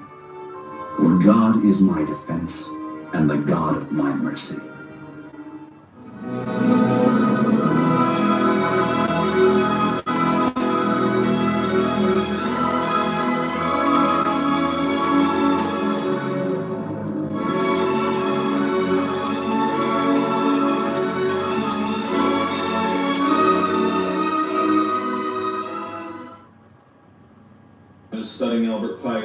satanic rituals, Luciferian doctrine, and you can Google all this and see it in their own books. The cops using steroids, their violent police brutality. There's cops on YouTube telling that that they were actually trained to say quit resisting while they are abusing somebody and brutalizing someone and assaulting someone illegally.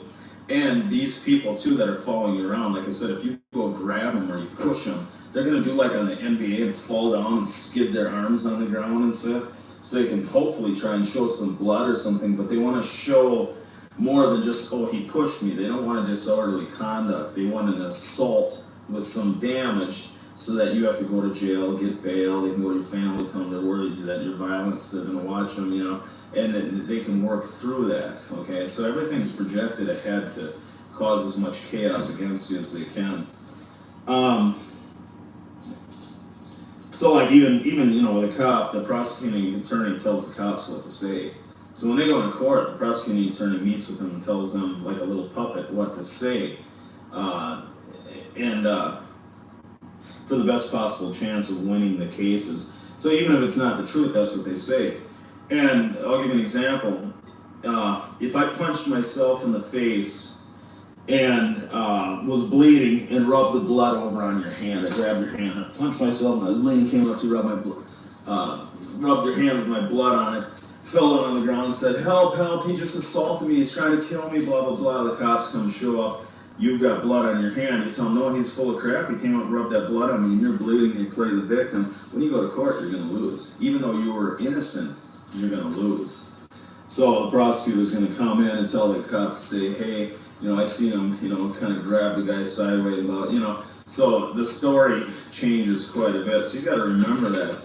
A lot of people that satanic ritual abuse and different things, from the Masons and Freemasons and Satanists and different things, when they go to turn this in, if they turn it into the wrong cop that's actually a Freemason and doing satanic rituals and Luciferian doctrine and doing these things through the lodge, the higher level members, obviously that person is going to get blacklisted and they're going to try and do absolutely nothing about this that they can.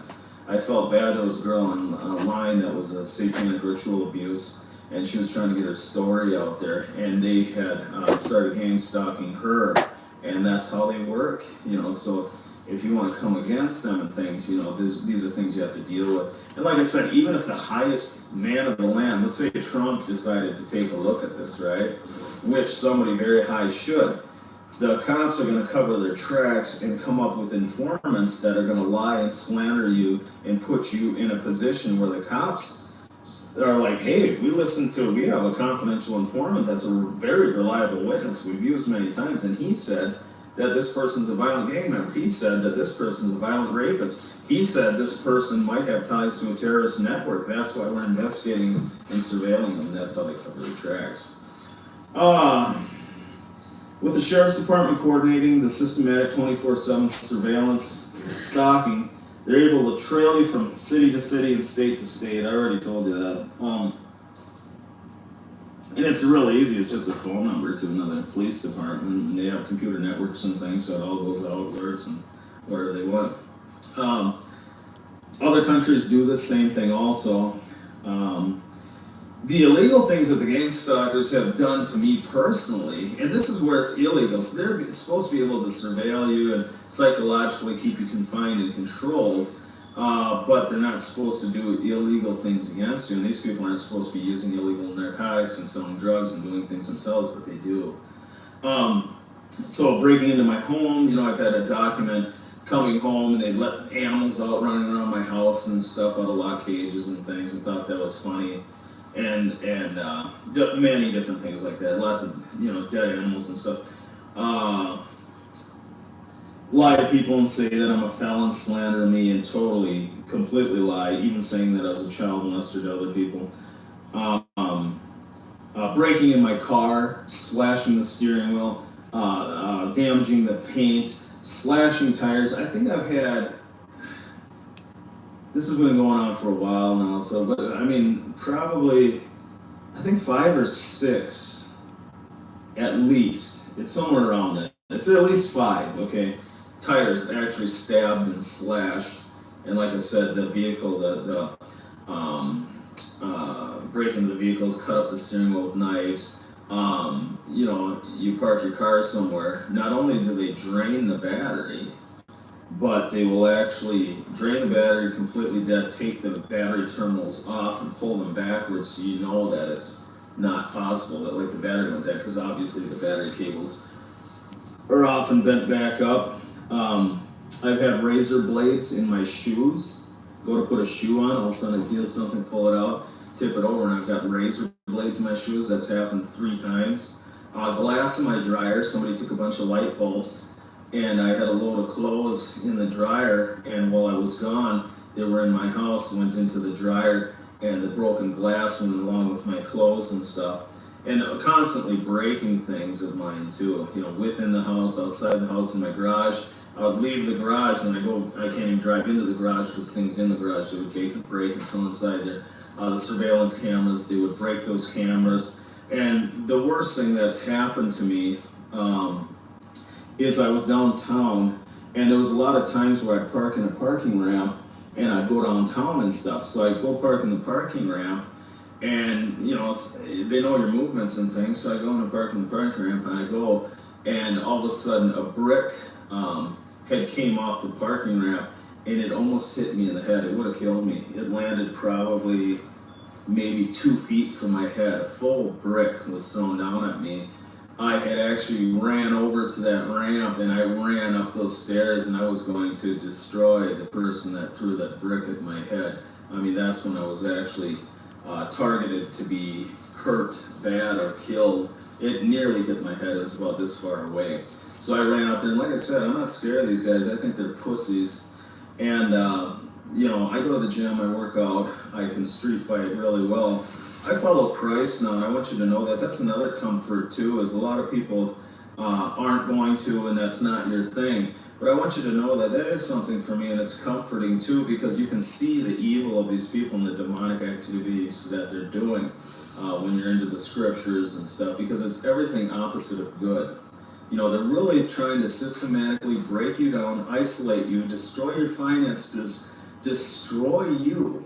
They don't give a shit about your children or anybody else. Okay, they want you in the end to commit suicide. And my buddy, who was magically dead after telling me this about a month and a half later, he told me too, he said that was the ultimate goal. And the thing is that they would actually have parties, and he said, one of them he went to when they celebrated. But anyways, he told me, they would party and get together, and everybody would high five, and they'd be all happy that somebody had taken their own life. And then they just, stay on that list, and the same thing's coordinated. So the demonic activity within the hearts of the people that are within this program, like I said, some of them start out really thinking this is good, but then they feel above the law, and the evil sets in, and they're doing very evil, hateful, wicked things against people to try and destroy them, whether it be their minds or their social life or different ways of them. So, that's the sad thing about it. And even those people too, they know that they never want to be on the list. So that's why you have a hard time having anybody come forward. So I feel very blessed that my friend Josh had told me those things. I miss him very dearly. Things to ease your mind, getting involved with like maybe a church group or something, even if that's not your thing. They will talk to the church and badmouth you and tell all kinds of lies too, to get people in the church to be cautious of you. But the thing is they can't get to everybody.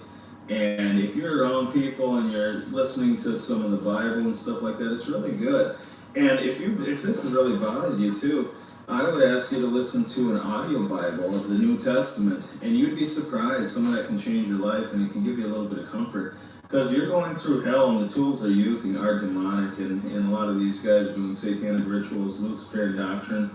And like I said, all you have to do is Google Freemasonry, Albert Pike, who is their big hero guy, and his books. And the Luciferian doctrine, the satanic practices, the satanic rituals, these are real. I used to dabble in the occult. That's how I knew these guys.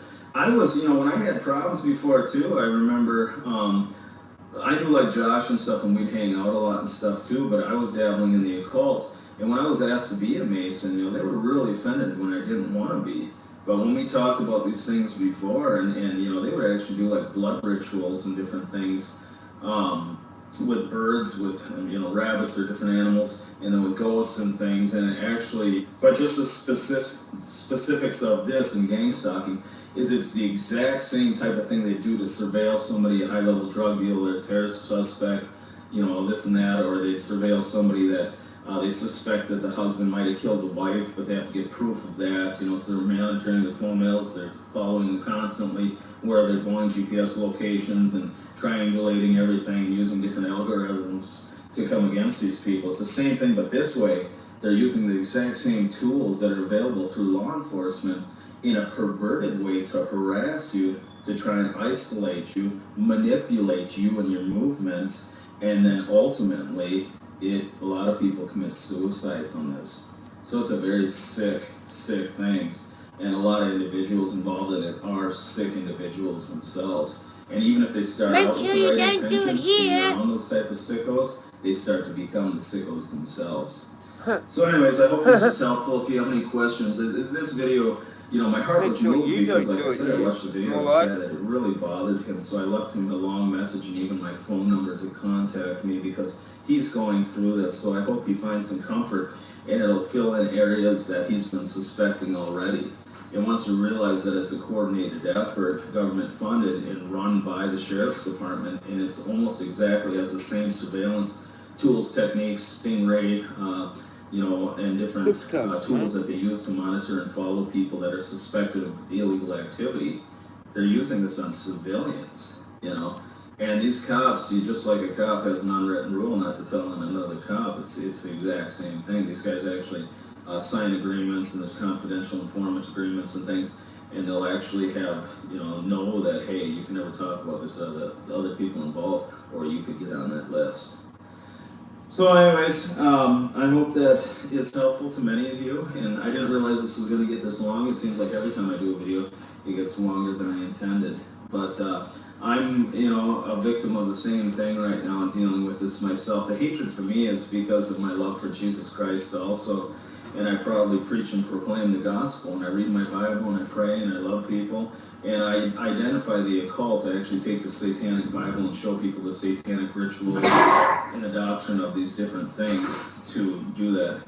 These are my dogs in the house. They've been quiet and good so far. But anyways, I'm going to get going. If you get a chance, check out some of my other videos. I want you to know that I care about you, and you're not alone, and I think we should start a group. Zoe.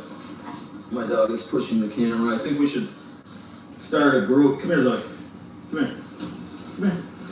I think we should start a group to go against this and really so other people don't feel isolated and alone, because it's not fair. And like I said, whatever perverted ways they think they can justify doing this, there are certain ways to do things and the intentions of why that program even originated.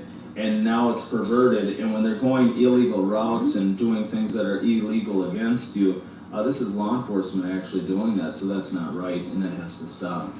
But anyways, you guys take care, and I don't know what angle the camera's at now, but hopefully you didn't get off too much, so thank you. The Book of Psalms.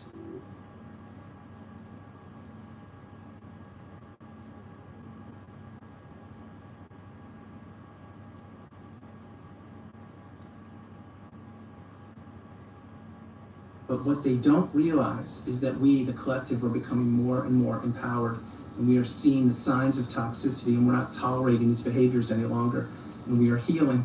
And so many of us in the community have healed and healed quietly, which means we're not shouting from the rooftops and saying we're going to get payback on that person, or we're going to be vindictive or call them out or expose them. No, we're letting them expose themselves, meaning the toxic people. We are healing in silence. We are growing in numbers.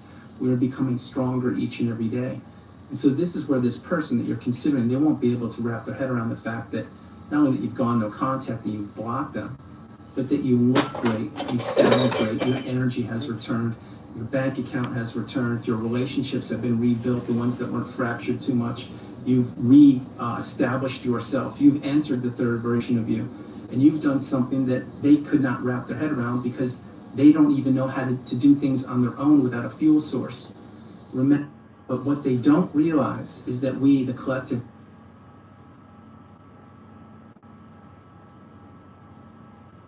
Who's the truth lie? Quite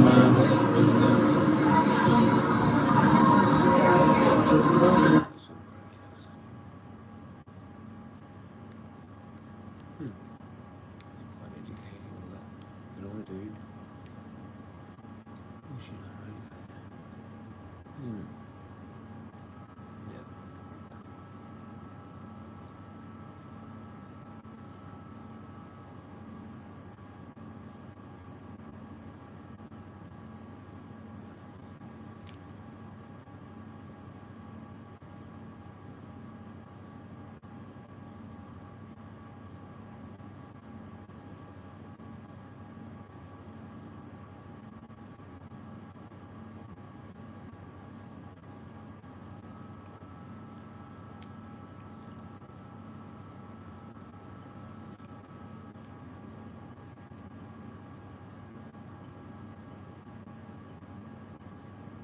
It was supposed to be something that started at 5:30.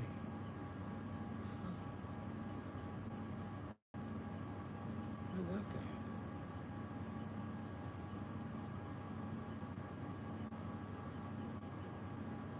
That is weird.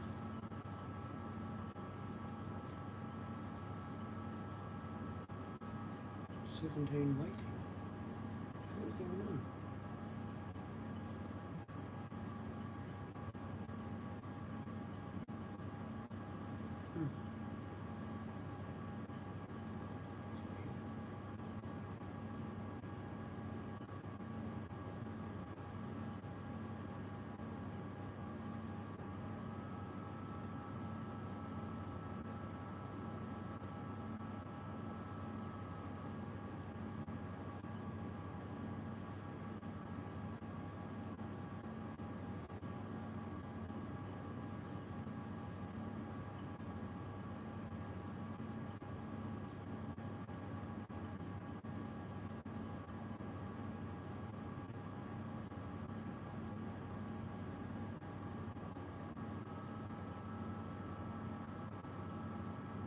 Hello Symposiast! I'm Dr. Angela Puka, Religious Studies PhD and University Lecturer, and as you know, Angela's Symposium is your online resource for the academic study of magic, esotericism, paganism, shamanism, and all things occult. Now, I am making this video because recently I've had a dip in my patron support, and I wanted to express to you how much your support means to me. As you guys know, I work at the university and I do research.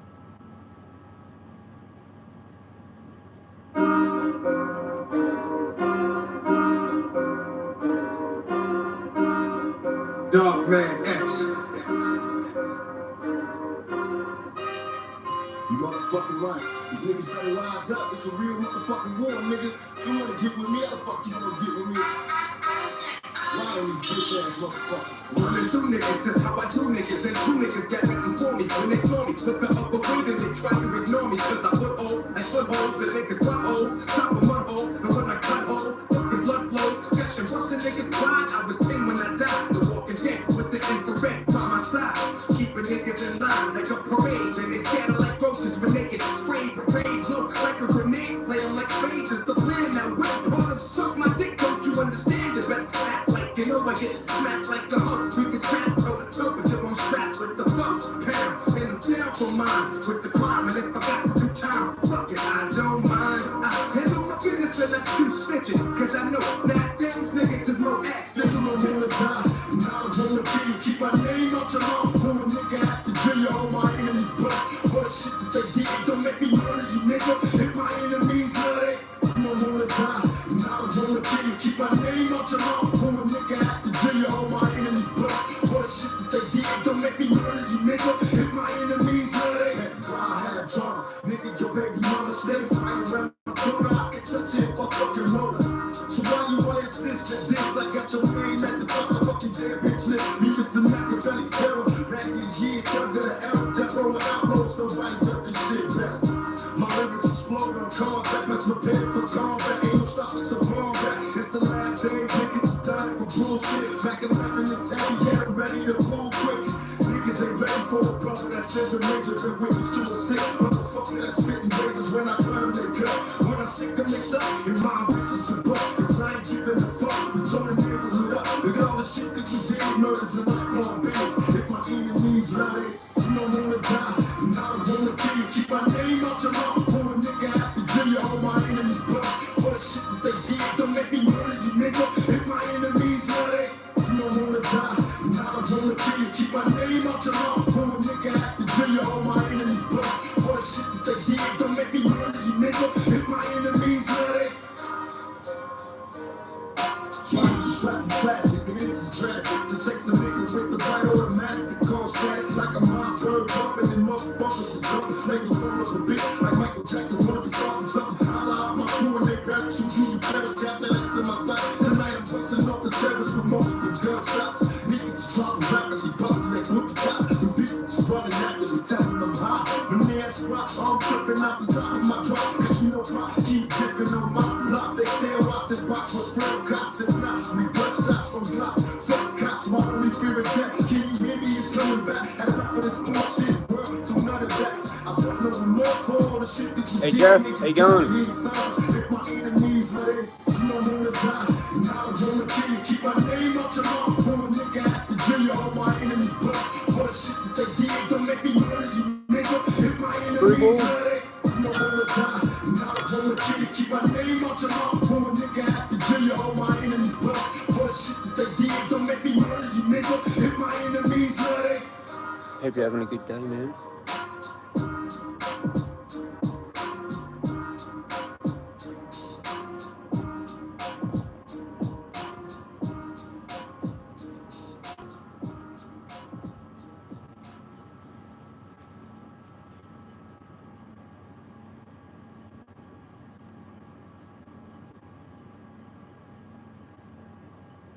You know what I'm saying? If you're not cheering for me for what I'm doing, don't cheer for me. Don't cheer because you think I'm cute. Cheer for me for what I'm doing, for what I stand for. And when I go to jail, you should cheer louder. You know what I'm saying? Because I'm standing up for what I do. I'm not robbing nobody, not stealing from nobody. I never took nothing. Everything I do to represent my people. I do because I think this is what they want me to do. I take a shot in the sea, now I'm strong enough to face the man. This nickel bag full of sesame laced with ass. Own calls for my niggas on the other side. 2 childhood friends just died. I couldn't cry a damn shame. When will we ever change? And what remains from a 12 gauge to the brain? Arguments with my boo, it's true. I spend more time with my niggas than I do with you. But everywhere it's the same thing. That's the game, I'll be damned if I can't change.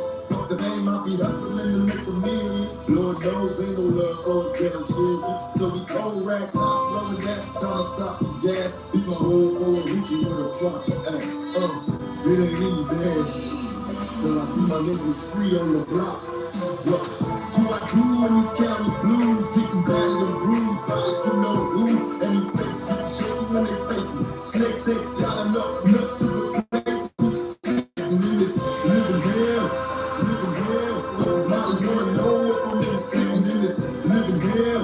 Everybody wanna know if I'm in. I can't sleep, niggas plotting on me. Kill me while I'm dreaming, waking sweaty and screaming. Cause I can hear them suck the screaming, probably paranoid. Problem is been posted panties closet. My brother wiped the bullet open fire and I died on the watch. Just the way it is. Even now looking out for those killer kids. Cause they wild Bill Clinton didn't recognize a nigga representing doing 20 to life. The same quick getting calls from my neck and my tight saying ain't nothing nice, so boss do something righteous with your life.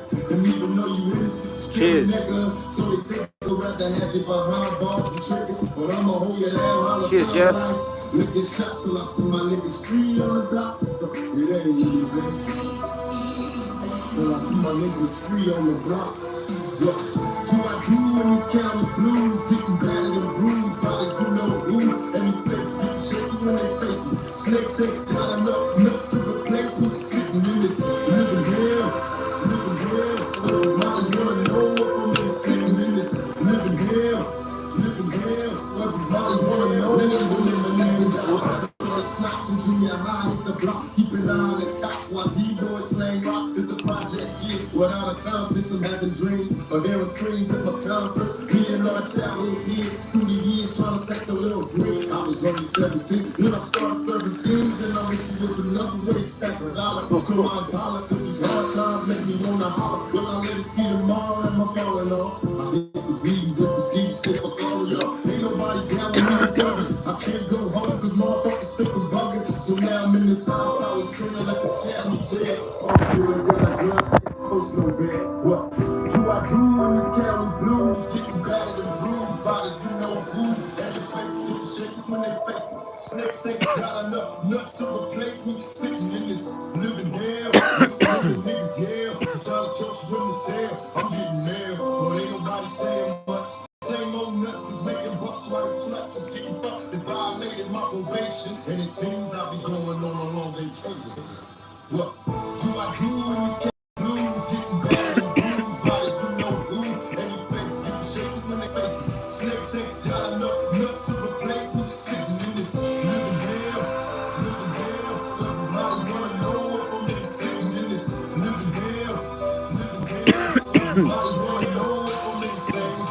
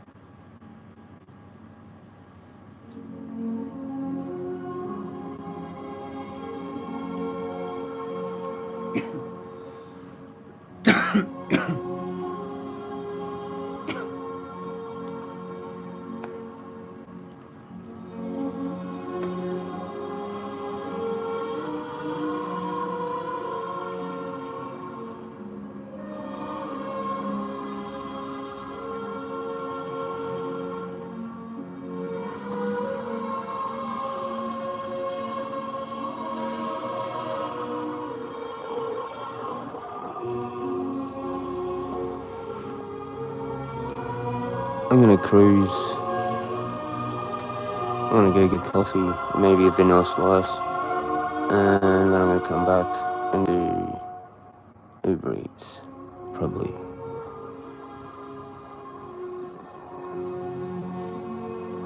And then tomorrow I can use the Coles card until the fucking DIS coordinator calls me, or like fucking contacts me, because I'm pretty much kinda screwed.